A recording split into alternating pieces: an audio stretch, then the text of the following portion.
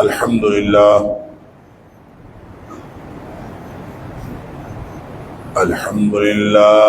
نحمده ونستعينه ونستغفره ونؤمن به ونتوكل عليه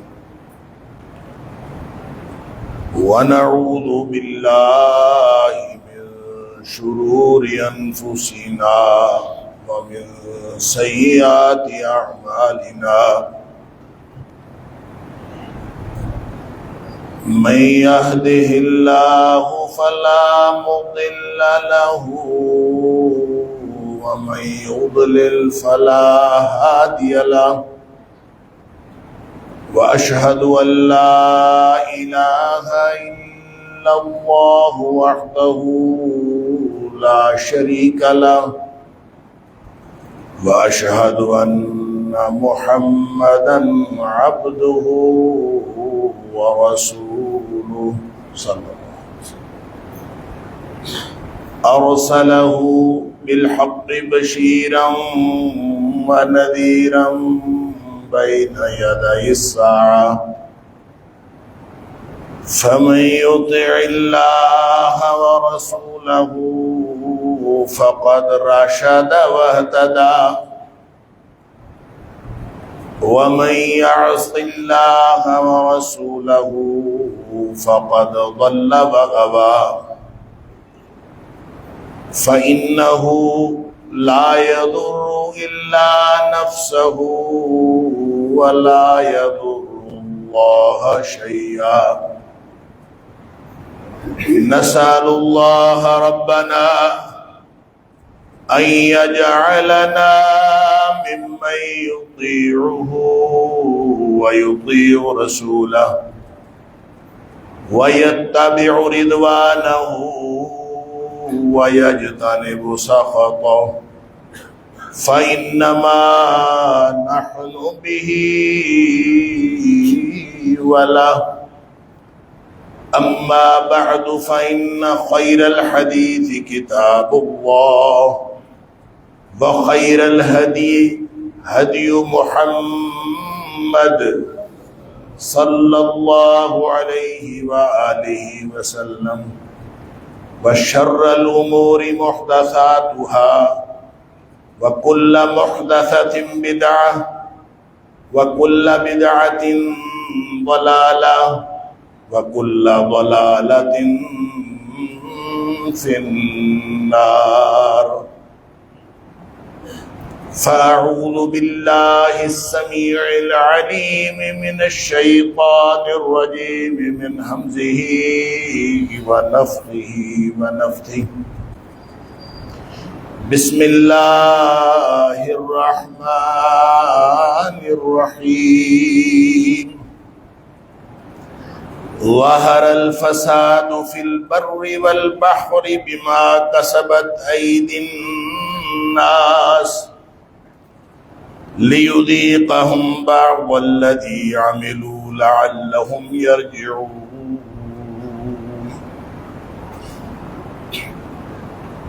خشکی اور تری میں بگاڑ پیدا ہو گیا، اس وجہ سے کہ لوگوں کے کرتوت ہی ایسے تھے۔ بما کسبت ایدی الناس، لوگوں کے کرتوتوں کے سبب، لوگوں کے اعمال کے سبب خشکی اور تری میں بگاڑ پیدا ہو گیا،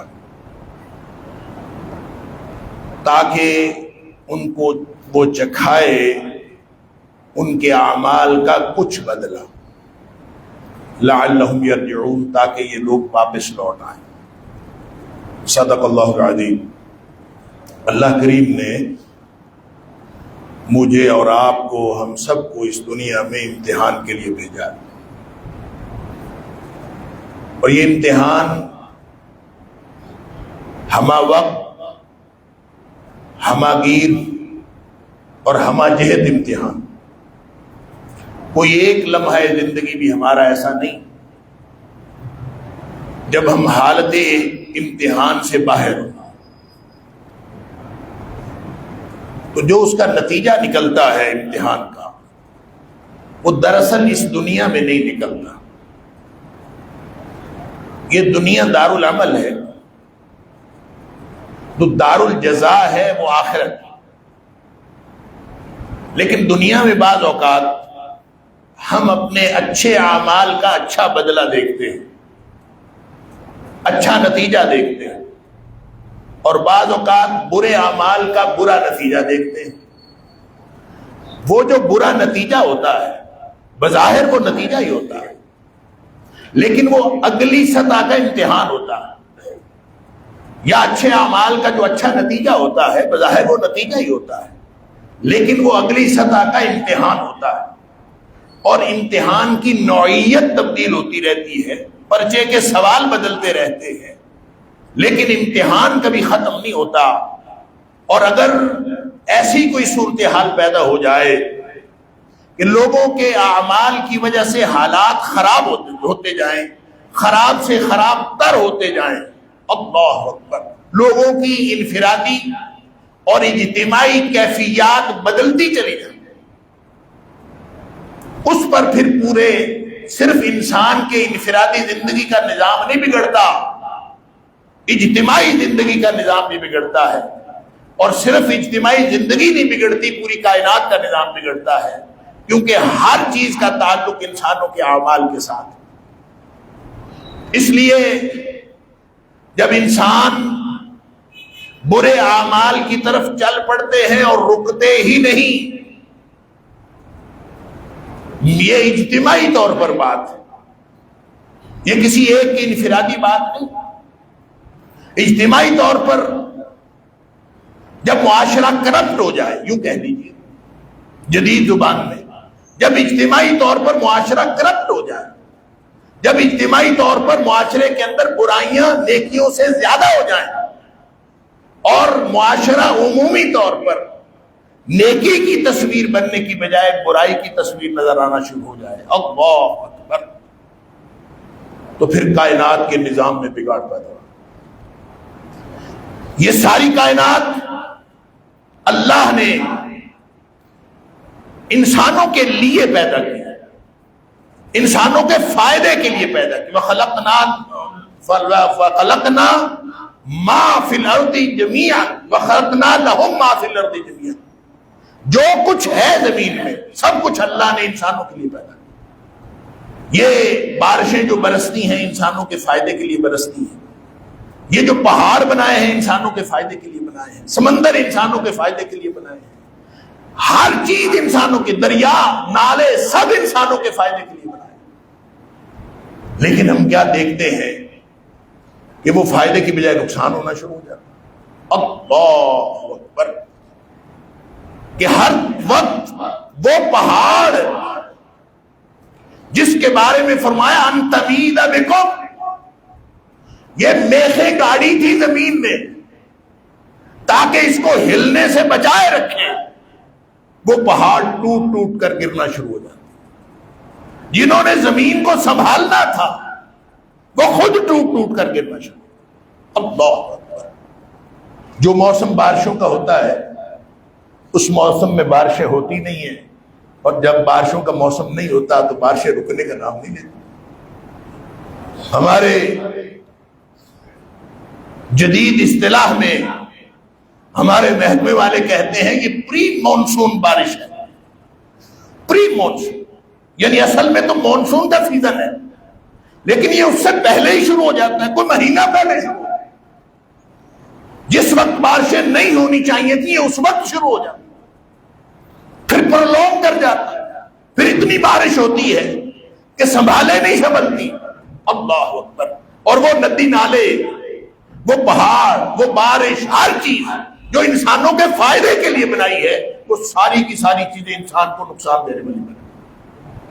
پہاڑ بھی ٹوٹ ٹوٹ کر گرنا شروع ہو جاتے ہیں، ندی نالے اور دریا وہ اس قدر بہہ پڑتے ہیں کہ وہ لوگوں کے لیے نقصان کا باعث بن جاتے ہیں.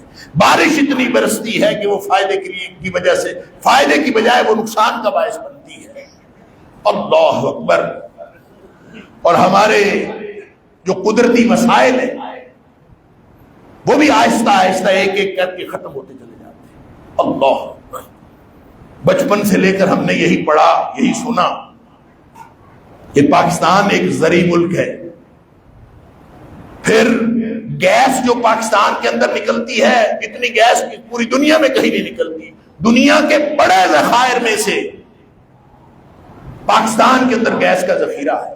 دھڑا دھڑ گیس اسٹیشن لگنے لگے اور دھڑا دھڑ جو گاڑیاں ہیں وہ ساری کی ساری گیس میں ہونے لگی. لیکن ایک دم پتہ چلا کہ وہ تو ہے ہی نہیں، گیس تو ختم ہو. یہ کہاں گئی گیس؟ وہ کہاں گیا آٹا؟ کہاں گئی گندم؟ ہر سال گندم امپورٹ کرنا پڑتی ہے. انا للہ و انا الیہ راجعون. جو زرعی ملک ہے جہاں پہ اتنی گندم پیدا ہوتی ہے تو وہ امپورٹ کرنا پڑتی ہے. کہاں گئی گندم؟ کہاں گئے قدرتی وسائل؟ اللہ اکبر. اللہ تعالی ہمارے حالات کے اوپر تبصرہ فرماتا ہے. اللہ فرماتا ہے ظہر الفساد فی البر والبحر. یہ جو خشکی اور تری کے اندر بگاڑ پیدا ہوا ہے، یعنی ساری کائنات میں نظام بگڑ گیا. اور یہ بگڑا کس لیے ہے؟ بما کسبت ایدی الناس. یہ لوگوں کے کرتوتوں کی وجہ سے بگڑا. اللہ اکبر. چاہے وہ ہمارے حکمرانوں کے کرتوت ہو، چاہے وہ ہمارے عوام کے کرتوت ہو، اجتماعی طور پر یہ جو معاشرہ ہے یہ کرپٹ معاشرہ، یہ غلط معاشرہ. اس معاشرے کی غلطی کی وجہ سے انفرادی طور پر ہوں گے اس میں بہت سارے نیک لوگ، لیکن اللہ کا قانون یہ ہے کہ جب کسی قوم پر عذاب آتا ہے نا، اللہ اکبر، اذا اصاب عذابا بقوم، اللہ تعالیٰ فرماتا ہے کہ اگر کسی قوم پر کبھی عذاب آتا ہے، اصاب العذاب من کان فیہ، تو جتنے لوگ اس میں ہوتے ہیں، نیک بھی، بد بھی، بچے بھی، عورتیں بھی، چھوٹے بھی، معصوم بھی، سب رگڑے جاتے ہیں. اذا اصاب عذابا بقوم، جب کوئی سزا پڑتی ہے، جب کوئی عذاب پڑتا ہے تو پھر وہ نیک و بد کو نہیں دیکھتا، سارے رگڑے جاتے ہیں. پھر اللہ اصحاب العذاب، بخاری شریف کی حدیث ہے، اصحاب العذاب من کان فیہم، ان میں جو بھی ہوتا ہے سارے رگڑے جاتے ہیں. اللہ، البتہ قیامت والے دن جب اٹھیں گے نا، ثم بعثوا علی اعمالہم، قیامت والے دن جب اٹھیں گے تو ہر شخص اپنے اعمال کے اعتبار سے اٹھے گا، جس طرح کہ اس کے اعمال تھے اس طرح سے اٹھے گا. لیکن دنیا میں جو سزا ملی، جو عذاب آیا، جو کیفیت ہوئی، جو بگاڑ پیدا ہوا، جو ظہر الفساد فی البر والبحر ہوا، تو ایک دفعہ سب رگڑے جاتے ہیں. تو وہاں پھر کسی فرد کی نیکی، جب معاشرہ کرپٹ ہو جائے، جب معاشرہ برائیوں کے اوپر کمفرٹیبل ہو جائے، یہی تو کہا تھا نا نبی پاک صلی اللہ علیہ وسلم نے، یہی تو فرمایا کہ فمن رأى منکم منکر، فمن رأى منکم منکرا، تم میں سے اگر کوئی شخص ایک برائی دیکھے، فَلْيُغَيِّرْهُ بِيَدِهِ، اس کو چاہیے کہ اگر وہ قوت نافذہ رکھتا ہے تو اپنی قوت لگا کے اس کو ختم کر. جہاں کہیں برائی دیکھے تو جو بھی قوت نافذہ رکھتا ہے وہ برائی کو ختم کر. ملکی لیول پر حکومت قوت نافذہ رکھتی ہے، اور گھر کی سطح پر گھر کا سربراہ قوت نافذہ ہے. ہر لیول پہ قوت نافذہ بدلتی جاتی ہے. اور میں اگر انفرادی طور پر ہوں، میرا انفرادی فعل ہے، تو وہاں قوت نافذہ میں خود ہوں. تو جس کے پاس قوت نافذہ ہے فَلْيُغَيِّرْهُ بِيَدِهِ، اس کو چاہیے کہ برائی کو ہاتھ سے قوت سے مٹا دے. یہی کام. فَإِن لَّمْ يَسْتَطِعْ فَبِلِسَانِهِ، اگر وہ یہ نہیں کر سکتا، اتنی طاقت نہیں، قوت نافذہ نہیں، تو زبان سے تو کہتا رہے، برائی کے خلاف زبان سے جہاد کرتا رہے. اور اگر زبان سے کہنے کی بھی اخلاقی جرت نہیں ہے، حالات اس قدر خراب ہو گئے ہیں کہ برائی کو برائی کہنے کی بھی جرت نہیں ہے، معاشرہ اس قدر خراب. فرمایا فبقلبہ، تو کم از کم دل سے برائی کو برا سمجھے، کبھی برائی کے ساتھ کمفرٹیبل نہ ہو، برائی کے ساتھ کبھی بھی ایسی پوزیشن میں نہ ہو کہ ایک مومن بھی وہاں زندگی گزار رہا ہے اور برائی بھی وہاں چل رہی ہے اور مومن کمفرٹیبل زندگی گزار رہا ہے۔ اگر ایسا ہے، گویا دل سے برائی کی نفرت نکل گئی، تو فرمایا سمجھ لیجئے ایمان دل سے رخصت ہو گیا، کیونکہ آخری درجہ وَذَلِكَ ضَعْفُ الْإِيمَانِ، ایمان کا آخری درجہ یہ تھا کہ برائی کے خلاف دل میں نفرت باقی رہتی، برے کو برا کہنا تو چلے مشکل ہے، تو برائی کی نفرت تو دل میں رہتی۔ جب برائی کی نفرت دل سے نکلتی ہے، ہم کمفرٹیبل ہو جاتے ہیں، معاشرے میں برائی اس قدر زیادہ ہو جاتی ہے کہ ہم سب پرامن بقائے باہمی کے اصول کے مطابق ہم کمفرٹیبل زندگی گزارنا شروع کر دیں۔ یہ وہ کیفیت ہے جب ہمارے اعمال کی وجہ سے پورا معاشرہ کرپٹ ہو جاتا ہے، پورے معاشرے کے اندر یہ کیفیت ہو جاتی ہے کہ برائی دندناتی پھرتی، برائی دندناتی پھرتی، ظلم دندناتا پھرتا۔ یہ ایک دن میں نہیں ہوتا، اس پہ وقت لگتا ہے۔ انفرادی طور پر بھی برائی کرنی ہوگا، انسان کو اللہ نے فطرتاً اچھا بنایا، انسان کو اللہ نے فطرتاً نیک بنایا، اس کی فطرت بگڑتے بگڑتے ٹائم لگتا ہے، وقت لگتا ہے، اور جب فرد کی فطرت بگڑتے ٹائم لگتا ہے تو پھر معاشرہ بگڑتے بھی وقت لگتا ہے، ایک دن میں نہیں بگڑتا۔ جب اس دھرتی میں پہلا قتل ہوا تھا، اب تو قتل مسئلہ ہی کوئی نہیں، روز قتل ہو رہے ہیں، ظلم کی انتہا ہو رہی، ہمیں لگتا ہے روٹین کی بات۔ اللہ، قرآن نے پہلے قتل کا واقعہ بتایا تو قرآن نے اس کی تفصیل بتائی، دونوں کا مکالمہ ہوا، حابیل اور قابیل، نام نہیں لیا قرآن نے، آدم کے دو بیٹوں کی بات، قربانی کی تھی، ایک کی قربانی قبول ہو گئی، دوسرے کی قربانی قبول نہیں ہوئی، اس کو بڑا غصہ آیا، اس نے کہا میں تجھے قتل کر، اس نے کہا ٹھیک ہے، تو اگر قتل کرنے کے لیے میری طرف ہاتھ بڑھائے گا، میں تیری طرف ہاتھ نہیں بڑھاؤں، اس لیے ہاتھ نہیں بڑھاؤں گا کہ انی اخاف اللہ رب العالمین، مجھے رب سے ڈر لگتا، جہانوں کے رب سے مجھے ڈر لگتا، اس لیے میں تیری طرف ہاتھ نہیں بڑھاؤں، تو نے قتل کرنا ہے تو کر لے۔ مکالمہ چلتا رہا، انسان کی نفسیات میں تبدیلی آتی رہی، مکالمہ چلتا رہا، نفسیات میں تبدیلی آتی رہی۔ اللہ، انسان کی نفسیات کیا ہے؟ انسان کبھی بھی اپنی اوریجنل نفسیات سے کسی دوسرے انسان کو قتل نہیں کر سکتا۔ فطرت بگڑتی ہے تو انسان قتل پر آمادہ ہو۔ قرآن کہتا ہے فَطَبَّعَتْ لَهُ نَفْسُهُ قَتْلَ أَخِيهِ، کرتے کرتے کرتے کرتے مکالمہ چلتے چلتے اس نہج پہ پہنچا کہ فَطَبَّعَتْ لَهُ نَفْسُهُ قَتْلَ أَخِيهِ، اس کے نفس نے اس کو اپنے بھائی کے قتل پر آمادہ کر دیا۔ اللہ اکبر، قتل پر آمادہ کر لیا، پھر قتل ہی ہونا تھا، ایک وقت میں تو نہیں ہوتا۔ میاں بیوی کا جھگڑا ہوتا ہے نا، تو ماہرین نفسیات کہتے ہیں 12 منٹ کی تو بات ہے ٹوٹل۔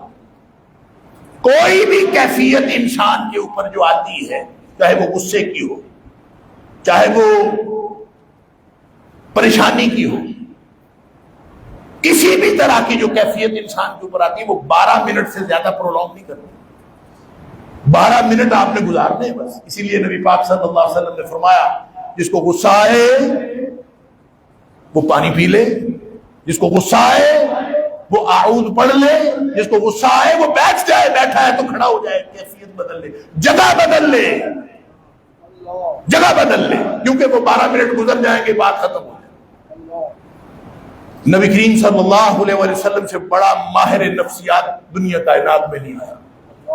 نبی کریم صلی اللہ علیہ وسلم نے وہ 12 منٹ گزارے نہیں گزرے، فطوعت لہ نفسہ قتل اخی، بھائی نے بھائی کے قتل پر طے کر لیا، نفس نے فطوعت لہ نفسہ، اس کے نفس نے اس کے قتل پر آمادہ کر دیا، بس پھر اس کو قتل کر، فاصبح من الخاسرین، گھاٹا پانے والوں میں سے ہو گیا۔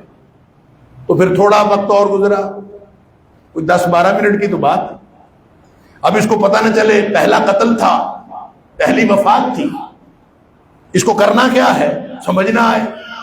کوے کو اللہ نے بھیجا، کوا کسی مرے ہوئے کوے کو زمین کھود کے اس میں ڈال رہا تھا، سمجھ آ گئی کہ میں بھی زمین کھود کے اس میں ڈال دوں، ڈال دیا۔ جب زمین کھود کے اس میں بھائی کو ڈال دیا نا، قرآن کہتا ہے فَأَصْبَحَ مِنَ النَّادِمِينَ، تو پچھتانے والوں میں سے ہو۔ اتنا تو ٹائم، اتنا تو وقت لگتا، پہلے بڑا، اس نے اپنے آپ کو بڑا بنا کے کہ میں اس کو قتل کروں گا، قتل کر دیا، تھوڑی دیر گزری تو پچھتانے والوں میں سے ہو گیا۔ کام تو صرف اتنا ہی، لیکن وہ جو فطرت بگڑی ہوئی ہو تو وہ 12 منٹ صبر نہیں کرتی۔ اللہ اکبر، کتنا تشدد دنیا میں ہم دیکھتے ہیں، ہم اپنے پاکستانی معاشرے کے اندر کتنا تشدد دیکھتے ہیں، یعنی یقین نہیں آتا کہ لوگ یہ کر سکتے، یہ انسان کر سکتا۔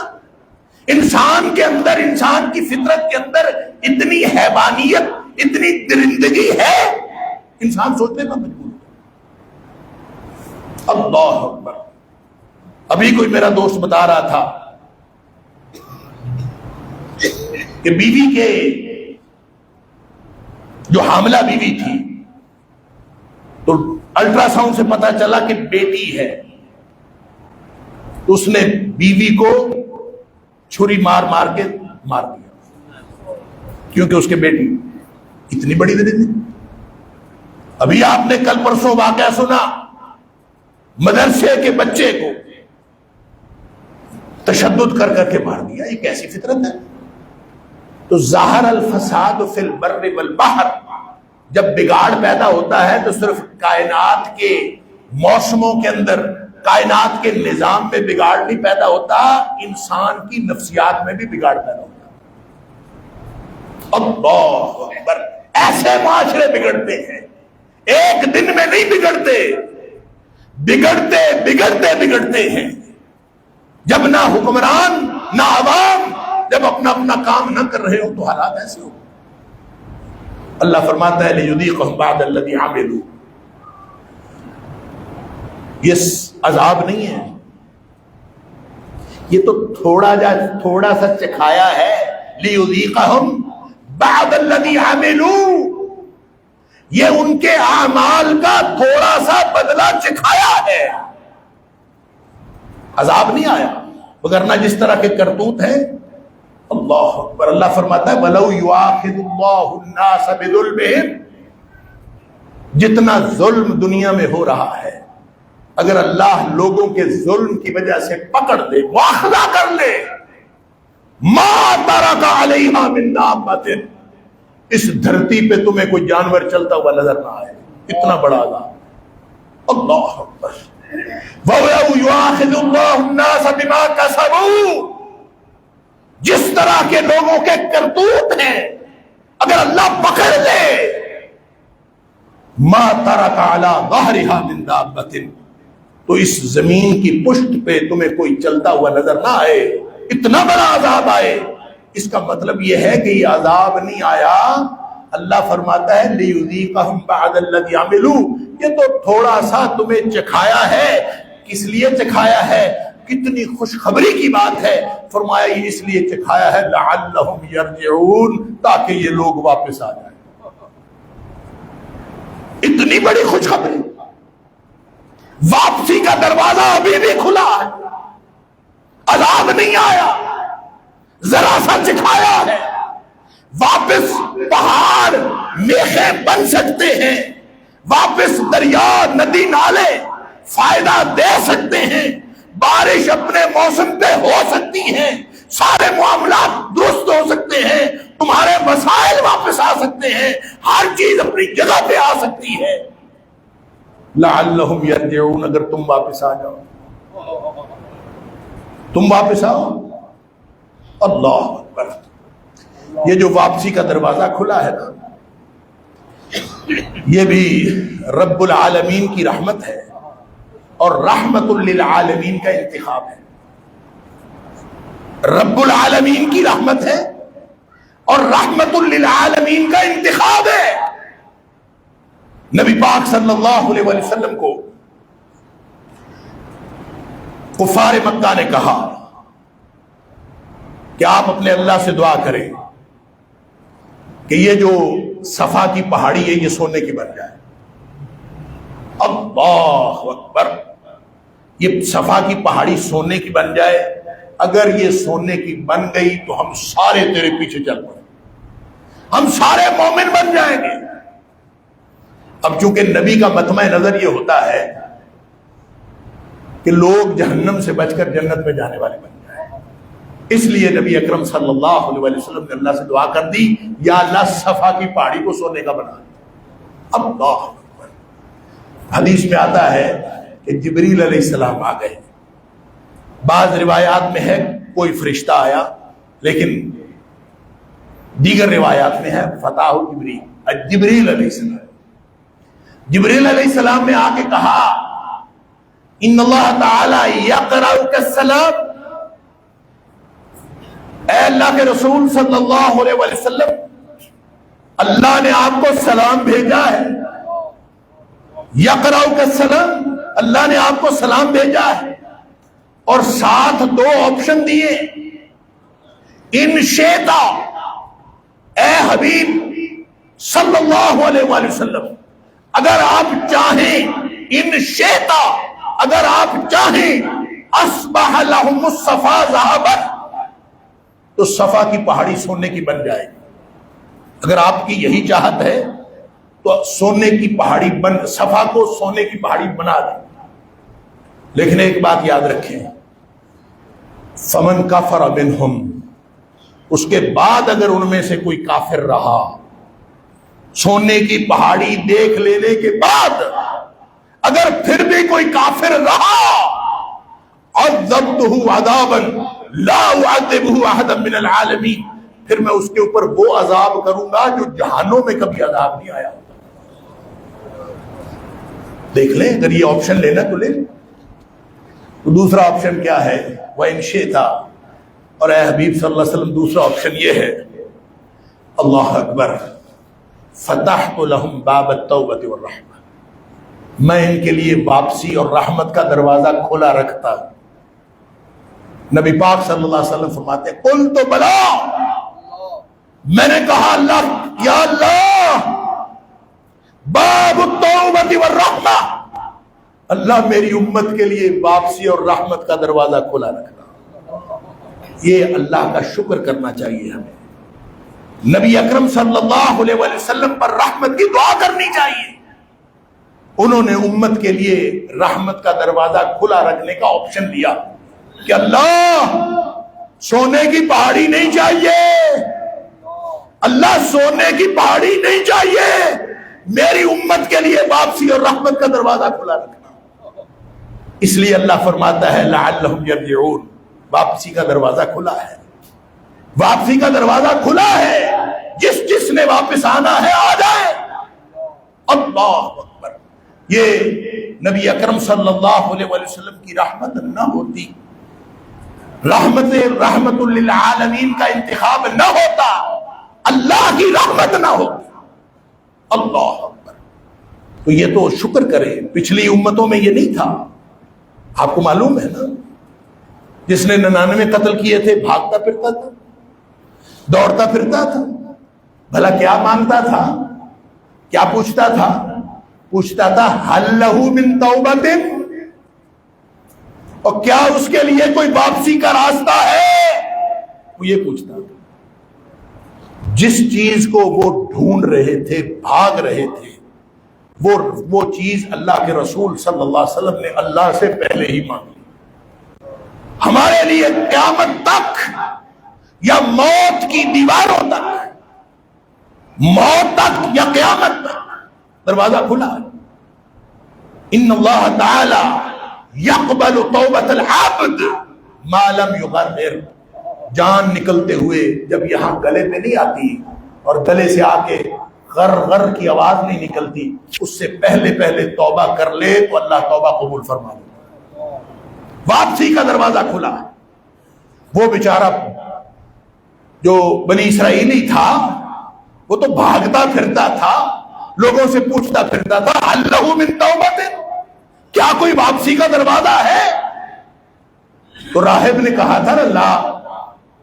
کسی راہب کے پاس، کسی درویش کے پاس گیا تھا تو اس نے کہا تھا کوئی نہیں دروازہ، کہ بدبخت 99 قتل کیے ہیں، اب تو واپسی کا دروازہ پوچھتا ہے، کوئی دروازہ نہیں ہے. غصہ آیا، اس کو بھی قتل کر دیا. نبی پاک صلی اللہ علیہ وسلم فرماتے ہیں فکمل بہ 100 پورے ہوئے. 100 پورے ہو کے پھر بھاگا، پھر دوڑا. سوال یہی تھا حل لہ من توبۃ. شکر کریں ہم کہ ہمارے لیے واپسی کا دروازہ کھلا ہے. نہ صرف نبی کریم صلی اللہ علیہ وسلم نے اعلان فرمایا ہے بلکہ اللہ نے قرآن میں اعلان فرمایا ہے لعلہم یرجعون، تاکہ لوگ واپس آئیں. سورہ اعراف کے اندر فرمایا وَلَوْ أَنَّ أَهْلَ الْقُرَىٰ آمَنُوا وَاتَّقَوْا لَفَتَحْنَا عَلَيْهِمْ بَرَكَاتٍ مِّنَ السَّمَاءِ وَالْأَرْضِ. اگر لوگ ایمان والی اور تقوی والی زندگی گزارتے، اگر یہ بستیوں کے لوگ ایمان والی اور تقوی والی زندگی گزارتے. تقوی والی زندگی کیا ہوتی؟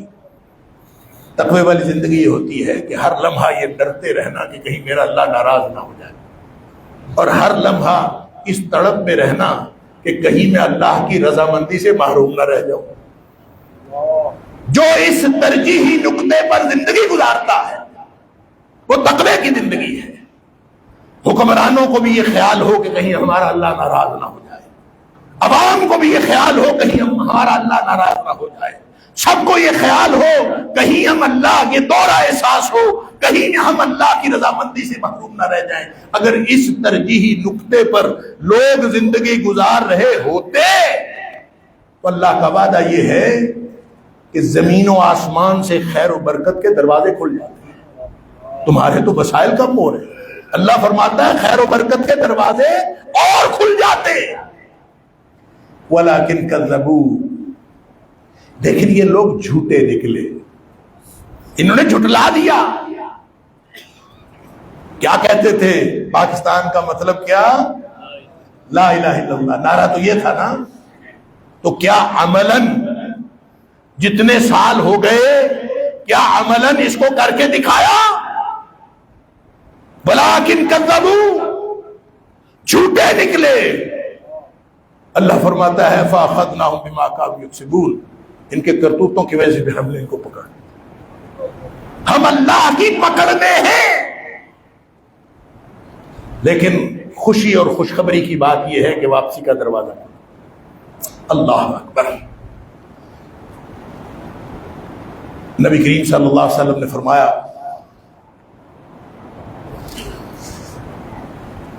اذا تبایعتم بالعینہ واخذتم اذناب البقر ورضیتم بالزرع، اگر تمہارے حالات یہ ہو جائے نا، دین تمہاری ترجیح نہ رہے،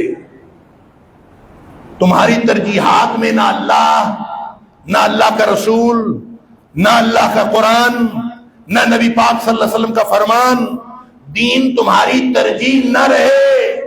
اذا تبایعتم بالعینہ، جب تم اپنی زندگی خرید و فروخت میں گزارنا شروع کر دو. العینہ ایک خاص قسم کی خرید و فروخت بھی ہوتی ہے، اور عموماً خرید و فروخت جب لوگ اپنی ساری زندگی کاروبار میں لگا دیں. وَأَخَذْتُمْ أَذْنَابَ الْبَقَرِ، کاشتکاری میں لگ گئے، بیلوں کی دمیں پکڑ لی. وَرَضِيتُم بِالزَّرْعِ، اور اپنی اپنی کھیتی پر بڑے خوش ہیں، میری فصل اتنی آئی، بڑا جھاڑ آیا ہے، بڑی فصل آئی ہے، خوش ہے. بس ترجیح بھی یہ ہے، خوشی بھی یہ ہے، نہ اللہ اور اس کے رسول صلی اللہ علیہ وسلم، نہ اللہ کی رضامندی، نہ اللہ کی ناراضگی سے بچنا، وہ ترجیح نہیں رہا. اذا تبایعتم بالعینہ واخذتم اذناب البقر ورضیتم بزرع وترکتم الجہاد، جو اللہ کے دین کے لیے مر مٹنے کا راستہ تھا وہ تم نے چھوڑ دیا، جو مر مٹنے کا راستہ تھا دین کے لیے وہ چھوڑ دیا. فرمایا پھر پتہ کیا ہوگا؟ سلط اللہ علیکم ذلا، اللہ تمہارے اوپر ذلت و رسوائی مسلط کر دے گا. کون مسلط کر دے گا؟ اللہ. تو جو ذلت و رسوائی اللہ نے مسلط کی ہے اس کو کوئی اور دور کر سکتا ہے؟ آپ امریکہ کے پاس چلے جائیں، آپ روس کے پاس چلے جائیں، آپ کوئی اپنا بلاک بنا لیں، آپ G20 کے پاس چلے جائیں، آپ ساری دنیا میں ٹکرے مار لیں، اللہ. سورہ آل عمران میں اللہ فرماتا ہے ینصرکم اللہ فلا غالب لکم، اگر اللہ تمہاری مدد کر رہا ہوتا نا تو تمہارے اوپر کوئی غالب آ سکتا ہی نہیں تھا. مومن کی تو کامیابی اللہ کی مدد سے ہوتا ہے. تو اللہ کی مدد وَإِن يَخْذُلْكُمْ، اور اگر اللہ تمہاری مدد چھوڑ جائے فَمَنْ ذَا الَّذِي يَنْصُرُكُمْ مِنْ بَعْدِهِ، پھر دنیا کائنات میں کون ہے جو تمہاری مدد کرے؟ تمہاری مدد کوئی نہیں کر سکتا. وَعَلَى اللَّهِ فَلْيَتَوَكَّلِ الْمُؤْمِنُونَ، مومنوں کا توکل صرف اللہ پر ہونا چاہیے. اللہ اکبر. تو سلط اللہ علیکم ذلا، نبی پاک صلی اللہ علیہ وسلم فرماتے ہیں تمہارے اوپر اللہ ذلت و رسوائی مسلط کر دے گا. لا ینزعہ، جس نے مسلط کی ہے وہ کبھی اس کو ہٹائے گا نہیں. حتی ترجعوا الی دینکم، جب تک تم واپس اپنے دین کی طرف نہیں آؤ گے. دین کو پہلی ترجیح بنا لیں، انشاءاللہ انفرادی زندگی بھی بن جائے گی، اجتماعی بھی بن جائے گی، آخرت بھی بن جائے گی. اللہ تعالیٰ مجھے اور آپ کو، ہم سب کو اپنا سچا غلام بنائے. وآخر دعوانا الحمدللہ رب العالمین.